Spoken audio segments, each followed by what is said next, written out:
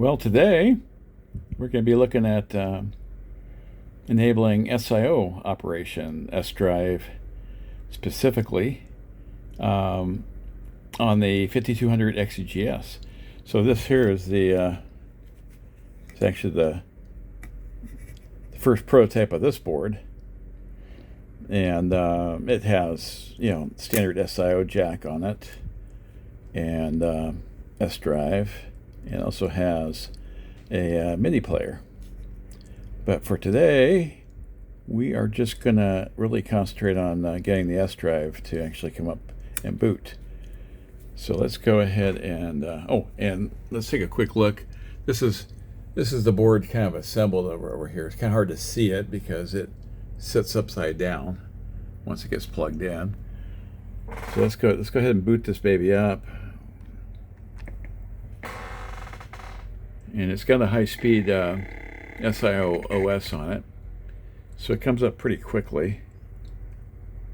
Let me see what we're going to go with here. Oh, let's go with games. We're going to load a big game.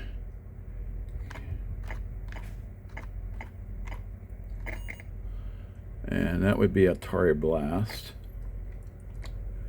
This will take roughly a minute and a half to actually load up. If you look down over here, you can actually see the reflection of the status LEDs on the SD drive.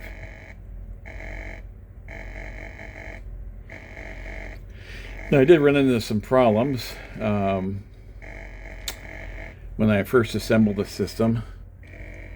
It had to do with using 74 LS07s, these guys here and over here, for interfacing to both the SD card itself and also to isolate from the data inline on the SIO. But anyway, when I basically stuffed it or assembled the board with this IC in place, it wasn't working.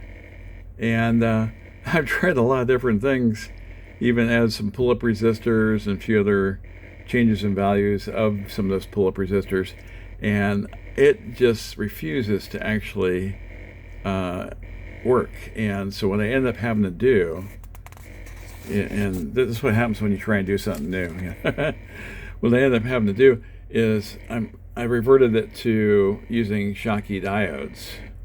You can see that one right there for the data inline, and these are basically ones outputting control signals to the SD card. Whoops. Okay, so that just came up. And it was just a little bit over a minute and a half to do that. And what's kind of cool too is I'm actually running a brand new PIA in place of, it's made by Western Digital, in place of the actual 6520 PIA that would have come on an Atari. And these are actually not too expensive. I was able to, I picked up 10 from Mauser, so they only cost like a little bit under $7 a piece, which is better than what you can get them for on the open market, and also better than Best Electronics as well. So it's all working, and I'm actually at a divisor of 0, and it just cranks out. It moves along there. So I think that'll be it for this video. See you guys later.